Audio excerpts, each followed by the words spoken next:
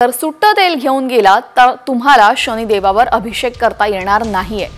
शनिदेवाला तेलाचा अभिषेक करायचा आहे तर 1 मार्च पासून फक्त ब्रँडेड कंपनीचं शुद्ध रिफायनरी खाद्य तेलच वापरणं आता बंधनकारक करण्यात आलेलं आहे। शनी शिंगणापुरामध्ये चौथऱ्यावर जाऊन शनिदेवाच्या मूर्तीवर तैलाभिषेक करण्याची परंपरा आहे। मात्र तेलामध्ये भेसळीमुळे शनिदेवाच्या स्वयंभू शिळेची झीज होतीये आणि त्यामुळेच आता भाविकांनी आणलेल्या तेलाची शंका आल्यास ते स्वीकारलं जाणार नाहीये।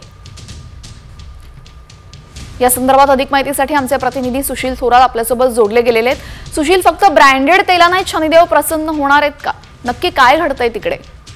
निश्चितच हा जो प्रकार आहे तो भाविकांसाठी एक धक्कादायक प्रकार म्हणून आपण पाहू शकतो, कारण शनी शिंगणापूरमध्ये शनिदेवाची जी शिळा आहे तिची झीज होते आणि 1 मार्च पासून आता चौथऱ्यावर जे तेल अभिषेक करण्यात येणार आहे ते फक्त ब्रँडेड कंपनीचे जे तेल आहे त्यांनीच करण्यात येणार आहे।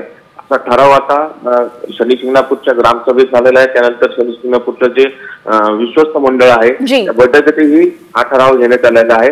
मात्र यामुळे आता भाविकांना कुठेतरी मोठा आर्थिक फटका बसण्याची शक्यता आहे। आता 1 मार्च पासून ही जी 1 मार्च पासून हा जो प्रकार आहे तो सुरू होणार आहे। मात्र आता भाविक याबद्दल काय प्रतिक्रिया देतात हे पाहणंही मोठं औत्सुक्याचं ठरणार आहे, कारण ब्रँडेड तेल जर विकत घ्यायचं असेल तर ते मोठ्या महागात घ्यावा लागणार आहे। त्यामुळे निश्चितच हा कुठेतरी आर्थिक फटका भाविकांना बसणार आहे। आणि या जो ठराव झालेला आहे या ठरावाला काही ग्रामस्थांनी विरोध केला होता, मात्र बहुमताने हा ठराव या शनी शिंगणापूर दिवसांनी घेतलेला आहे। त्यामुळे 1 मार्च पासून जो तेलाचा हा ठराव आहे तो जर अंमलात आणला तर भाविक काय करणार याकडे आता पाहावं लागणार आहे। नक्कीच, धन्यवाद सुशील आपण दिलेल्या सविस्तर माहितीबद्दल। तर 1 मार्च पासून शनीच्या अभिषेकासाठी फक्त ब्रँडेड तेलच वापरायचं या संदर्भातली माहिती आपण अधिक पाहूया। शनी शिंगणापुरामध्ये चौथऱ्यावर तैलाभिषेकाची परंपरा अनेक वर्षांपासून आहे। शनिदेवाला सुट्या तेलाचा अभिषेक आता चालणार नाही। ब्रँडेड कंपनीचं शुद्ध रिफायनरी खाद्य तेलच वापरणं बंधनकारक आहे। तेलातल्या भेसळीमुळे शनिदेवाच्या स्वयंभू शिळेची झीज होत असल्याचं निष्पन्न झालेलं आहे आणि त्यामुळेच भाविकांनी आणलेल्या तेलाची शंका आल्यास ते स्वीकारलं जाणार नाहीये।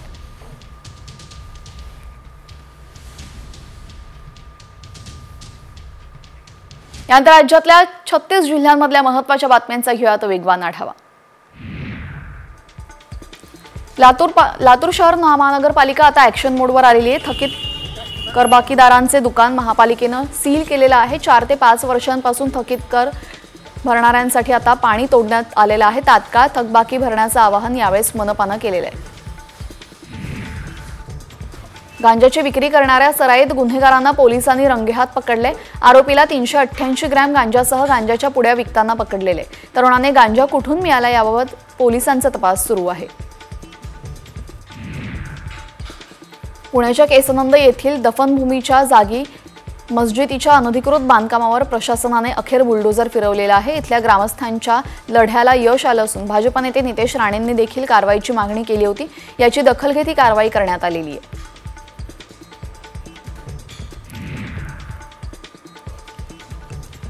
सांगलीमध्ये शाळकरी मुलांना सिगरेट विक्री करणाऱ्या दुकानदारांवर पोलिसांनी छापे टाकले। सिगरेट विकणाऱ्या दुकानदाराला पोलिसांनी अटक केली असून त्याच्याकडून ई-सिगारेटचे 8 पॅकेट जप्त करण्यात आलेले आहेत। सांगलीमध्ये शाळकरी मुलं कशा प्रकारे नशाच्या आहारी गेलेले ही बातमी साम टीव्हीनं उघडकीस आणली होती। सामच्या बातमीनंतर निष्काळजी पोस्टमनवर कारवाई करण्यात आली आहे। नंदुरबारच्या धडगाव तालुक्यातील 4 पोस्ट कर्मचाऱ्यांचं निलंबन करण्यात आलं असून पोस्टाच्या माध्यमातून येणारे नागरिकांचे सरकारी कागदपत्र नागरिकांना न देता थेट उघड्यावर फेकून देण्यात आली होती। यामध्ये आधार कार्डसह महत्त्वाच्या कागदपत्रांचाही समावेश होता। पुणे महानगरपालिकेचा आज अमृत महोत्सवी वर्धापन दिन साजरा होतोय। त्यानिमित्ताने आज संध्याकाळी स्नेहमेळ्यामध्ये आयोजन करण्यात आलं असून यावेळी सर्व माजी नगरसेवक, सेवानिवृत्त अधिकारी तसेच शहरातील विविध क्षेत्रातील मान्यवर सहभागी होणार आहेत। तसंच स्नेहमेळाव्यासाठी मुख्यमंत्री देवेंद्र फडणवीस आणि उपमुख्यमंत्री अजित पवार यांनाही निमंत्रण देण्यात आलेलं आहे। जिल्ह्याच्या दृष्टीने महत्त्वाच्या असलेल्या 144 प्रकल्पांमध्ये सध्या 70% उपयुक्त पाणीसाठा आहे। 8 मध्यम प्रकल्पांमध्ये मात्र 53% उपयुक्त पाणीसाठा राहिलेला आहे। सध्या तरी पाण्याबाबत फारसा ताण नाहीये, मात्र पुढचे 3 महिने उन्हाळ्याचे असल्यामुळे पाणी मुबलक असेल ते जपून वापरण्याची गरज आहे। परभणीच्या मानवत तालुक्यामधील सावरगावमध्ये जिल्हा परिषद प्रशालेतील 6 ते 7 विद्यार्थी अचानक बेशुद्ध होत आहेत आणि घरी गेल्यानंतर तोंडात पाणी मारलं की बरे होत आहेत। तपासणी केल्यानंतर असताना कॉन्व्हर्जन डिसऑर्डर असल्याचं समोर आलेलं आहे। हा आजार काउन्सिलिंगने बरा होतो। महसूल विभागाकडून राजगडवर स्वच्छता मोहीम राबवण्यात आलेली आहे। राजगड आणि भोर तालुका महसूल विभागाने शिवजयंतीच्या पार्श्वभूमीवर स्वच्छता मोहीम राबवल्याची माहिती भोरचे महसूल उपविभागीय अधिकारी डॉक्टर विकास खरात यांनी दिली आहे।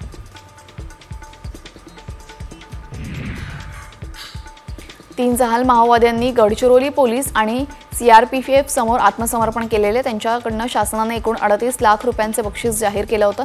विक्रम उर्फ मंगलसिंग आणि नीलाबाई उर्फ अनुसया बंडू, वसंती उर्फ दुल्लो राजू हिडामी अशी या तिघांची नावं आहेत।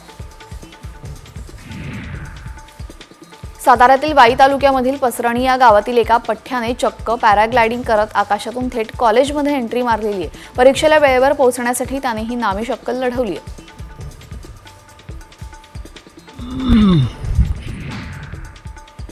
महाराष्ट्रातील रोजगार हमी योजनेला पायलट प्रोजेक्ट जत तालुक्यात राबवण्यात येणार आहे अशी माहिती रोजगार हमी मंत्री भरत गोगावले यांनी दिलेली आहे। जतमध्ये आयोजित शेतकरी मेळाव्यामध्ये त्यांनी ही घोषणा केली। त्याचबरोबर या योजनेतील अटी शर्ती देखील शिथिल करण्याची भूमिका घेतली जाणार आहे।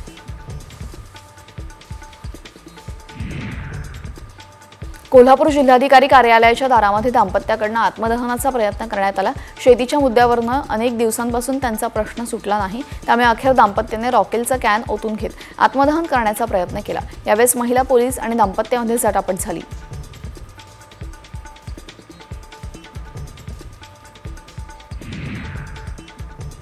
वाढवण बंदर विकास प्रकल्पाला मच्छीमार कृती समितीने विरोध दर्शवलेला आहे। अलिबागमध्ये मच्छीमार समितीची कार्यशाळा पार पडली।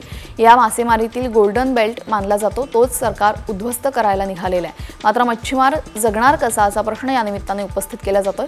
सरकारने तो प्रकल्प गुजरात किंवा अन्य राज्यामध्ये न्यावा असा सल्ला सरकारला देण्यात आलाय। नंदुरबारमधल्या अक्कलकुवामध्ये यमनमध्ये विदेशी नागरिक आढळलेले आहेत। या नागरिकांना पोलिसांनी अटक केली असून त्यांना 10 वर्षांपासून आश्रय देणाऱ्या जमिया इस्लामिया संस्थेची चौकशी करण्याची मागणी भाजपाचे महसूल मंत्री विजय चौधरी यांनी केलेली आहे। या संस्थेच्या कारभाराविषयी गंभीर स्वरूपाचे प्रश्न उपस्थित होत आहेत। नाशिकच्या पांडवलेणी डोंगराला भीषण आग लागली होती। डोंगरावरील झाडं आगीत जळून खाक झाली। या पांडवलेणी डोंगरावर शेकडो वर्ष जुनी बुद्ध लेणी आहेत। आग कशामुळे लागली याचं कारण मात्र अद्याप अस्पष्ट आहे।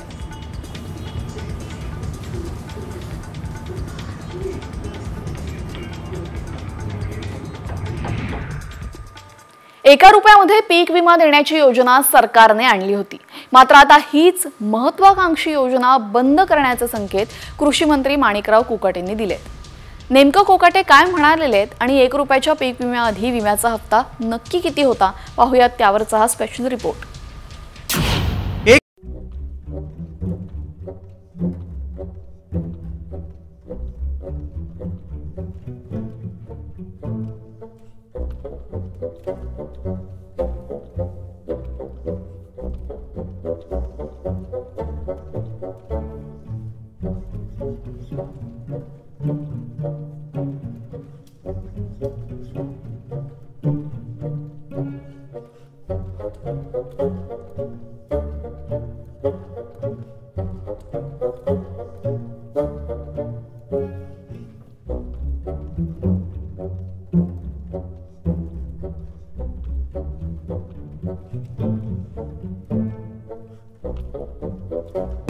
कृषी मंत्र्यांनी दिले। असं नाही करता येणार। विमा अल्पभूधारक शेतकऱ्याला ₹1 आणि चांगल्या शेतकऱ्याला ₹100 ₹200 असं नाही करता येणार। विम्याची सरसकट किंमत या ठिकाणी डिसाईड करावी लागेल। फार झालं तर क्रॉप पॅटर्न प्रमाणे विमा या ठिकाणी डिसाईड करता येईल, पण असं एका शेतकऱ्याला एक किंमत आणि दुसऱ्या शेतकऱ्याला दुसरी किंमत किंवा दुसरं या ठिकाणी पैशाची भरावी लागतील अशा प्रकारचा विचार होणं काही गैर आहे असं मला वाटतं, बरोबर नाही। एकनाथ शिंदे मुख्यमंत्री असताना महायुती सरकारनं ₹1 पीक विमा योजना जाहीर केली होती। ₹1 वरील रक्कम सरकार भरत होती। ही योजना बीड जिल्ह्यात प्रायोगिक तत्वावर राबवण्यात आली होती। यानंतर ही योजना राज्यभर राबवण्यात आली। मात्र 1 रुपयात पीक विमा योजनेआधी कोणत्या पिकाला विम्याचा हप्ता किती होता ते पाहूया। ज्वारी 630 रुपये, सोयाबीन 520 रुपये, कापूस 3500 रुपये, फळबाग 19,000 रुपये। पीक विमा योजनेतील गैरप्रकार आणि लाडकी बहीणसह इतर योजनांमुळे तिजोरीवर येणारा ताण लक्षात घेऊन सरकार योजनेला कात्री लावण्याच्या तयारीत आहे। त्यामुळे सरकार पिकांच्या पॅटर्ननुसार योजना राबवणार की यात वेगळ्या सुधारणा करणार याकडे लक्ष लागले। ब्युरो रिपोर्ट, साम टीव्ही न्यूज।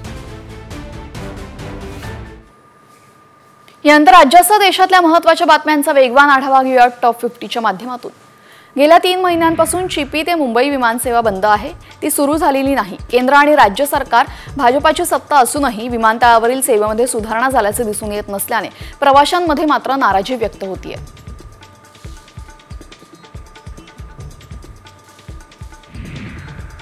रेल्वेच्या तिन्ही मार्गांवर रविवारी मेगा ब्लॉक घेण्यात येणार आहे। मध्य रेल्वेच्या सीएसएमटी ते विद्याविहार अप आणि डाऊन धीम्या मार्गावर आणि हार्बर मार्गावरील वाशी ते कुर्ला अप आणि डाऊन मार्गावर, तसेच पश्चिम रेल्वेला सुद्धा गोरेगाव ते बोरिवली अप आणि डाऊन जलद मार्गावर मेगा ब्लॉक असणार आहे। मुंबईकरांच्या सेवेमध्ये लवकरच नवीन टर्मिनस येणार आहे। ऑक्टोबर अखेरीस हे टर्मिनस प्रवाशांसाठी खुलं होणार आहे। जोगेश्वरी टर्मिनसचं काम 70% पूर्ण झालं असून या ठिकाणी आयलंड पॅसेंजर प्लॅटफॉर्म बांधला जातोय। दरम्यान भविष्यामध्ये आणखीन एक प्लॅटफॉर्म वाढवणार असल्याचं रेल्वे अधिकाऱ्यांनी सांगितलेलं आहे। पुणे आणि पिंपरी चिंचवडमधील सार्वजनिक वाहतूक सुधारण्यासाठी पीएमपीएलच्या ताफ्यामध्ये लवकरच 1000 नवीन बस समाविष्ट केल्या जाणार आहेत। पीएमआरडीएने 500 बस खरेदीचा निर्णय घेतला असून पालिका देखील 500 बस उपलब्ध करून देणार आहे। पुरंदर येथील प्रस्तावित आंतरराष्ट्रीय विमानतळाला गती देण्यासाठी राज्य सरकारकडून मेट्रो, रेल्वे जोड तसेच रस्त्यांच्या कनेक्टिव्हिटीला प्राधान्य देण्यात आलेले आहे। त्यामुळे प्रस्तावित पुरंदर आंतरराष्ट्रीय विमानतळापर्यंतचा भविष्यातील प्रवास हा सुकर होण्याची शक्यता आहे। धारावीतील रहिवाशांना चांगलं घर मिळणार असून त्यांना पुनर्वसनासाठी मोठी योजना आकाराला येते। धारावीतील तब्बल 50,000हून अधिक घरांचं प्रत्यक्ष घर जाऊन सर्वेक्षण पूर्ण करण्याचा महत्त्वाचा टप्पा पूर्ण झालेला आहे।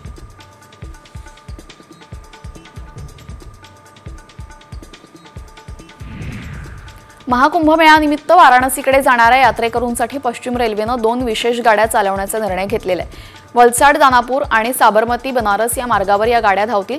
त्यामुळे आता महाकुंभमेळ्यामध्ये जाणाऱ्या नागरिकांना दिलासा मिळणार आहे। या गाड्यांचं आरक्षण आजपासून सुरू होणार आहे। प्रयागराजमध्ये महाकुंभ मेळा सुरू आहे। महाकुंभासाठी जगभरातील लाखो भाविकांनी गर्दी केलेली आहे। भाविकांच्या संख्येचा जगभरातील सर्वात मोठा विक्रम इथं रचला गेलेला आहे।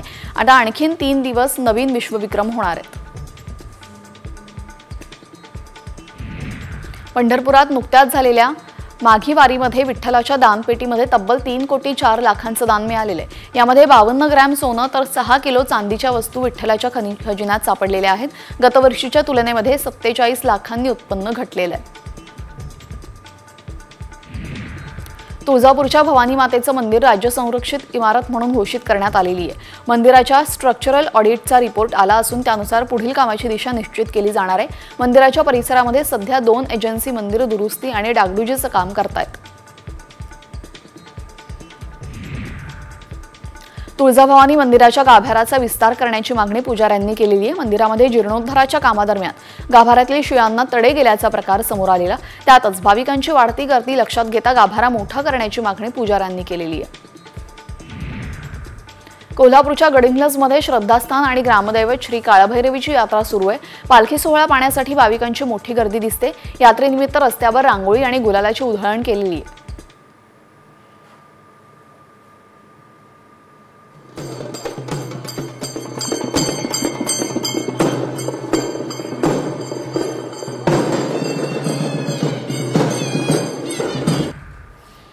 नागपूरच्या पंचशील सिनेमागृहामध्ये छावा चित्रपट पाहण्यासाठी चक्क संभाजी महाराजांची वेशभूषा साकारून घोड्यावर वाजत गाजत एक तरुण पोहोचला। सध्या सोशल मीडियावर तरुणाच्या हटके एंट्रीचा व्हिडिओ जोरदार व्हायरल झालाय।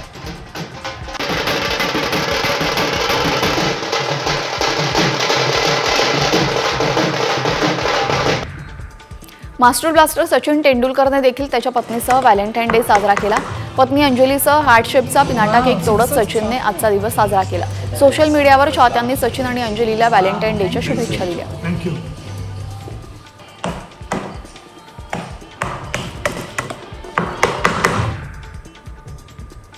अदानी समूहाचे चेअरमन गौतम अदानींनी पोस्ट करत विद्यार्थ्यांना खास संदेश दिलेला आहे. परीक्षेपेक्षा आयुष्य महत्त्वाचं असल्याचं म्हणत त्यांनी विद्यार्थ्यांना आत्महत्या न करण्याचं आवाहन केलेलं आहे. उत्तर प्रदेशच्या गोरखपूरमध्ये जेईई परीक्षेमध्ये नापास झालेल्या विद्यार्थिनीने आत्महत्या केली होती. त्या पार्श्वभूमीवर अदानींनी ही पोस्ट केलेली आहे.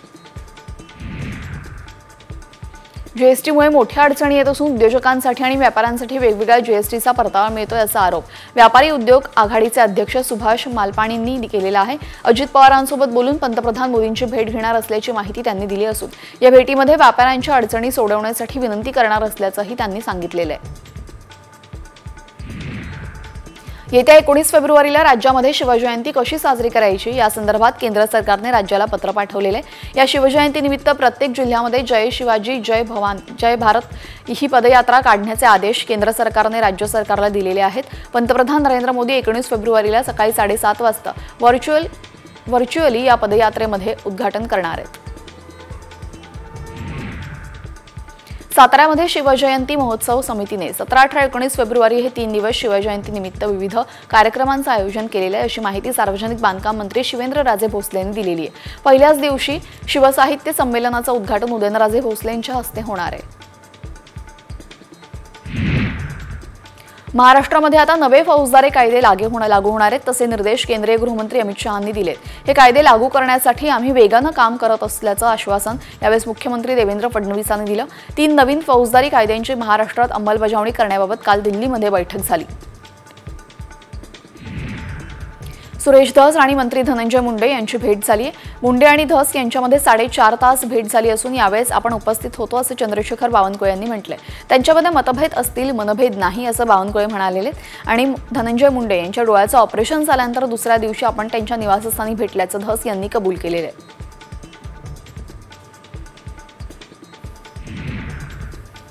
सरपंच संतोष देशमुखांचे बंधू धनंजय देशमुख अंतरवाली सराटीमध्ये पोहोचले. धनंजय देशमुख यांनी अंतरवाली सराटीमध्ये मराठा आंदोलक मनोज जरांगेंची भेट घेतली. यावेळेला दोघांमध्येही धस आणि मुंडे भेटीबाबत चर्चा झाल्याची शक्यता आहे.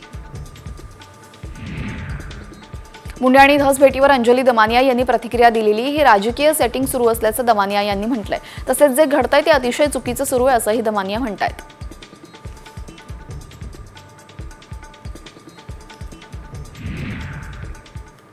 एका विद्यार्थ्याला कळलं आज पेपर आहे, मात्र तो कॉलेजपासून लांब होता. पोहोचणं अगदी अशक्य होतं. मग या पठ्ठ्यानं काय केलं, हा पेपर कसा लिहिला, त्याचा एक व्हिडिओ सोशल मीडियावर प्रचंड व्हायरल झालाय. पाहूया त्याच वरचा हा स्पेशल रिपोर्ट.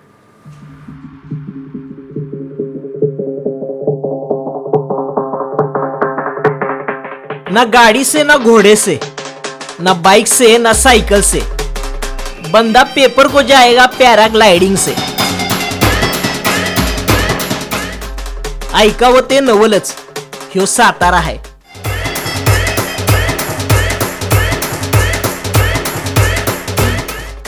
कॉलर उडवल्याशिवाय बात नाही आणि एखादी गोष्ट ठासून सांगितल्याशिवाय गप बसायचं नाही. कसं एकदम रॉयल कारभार.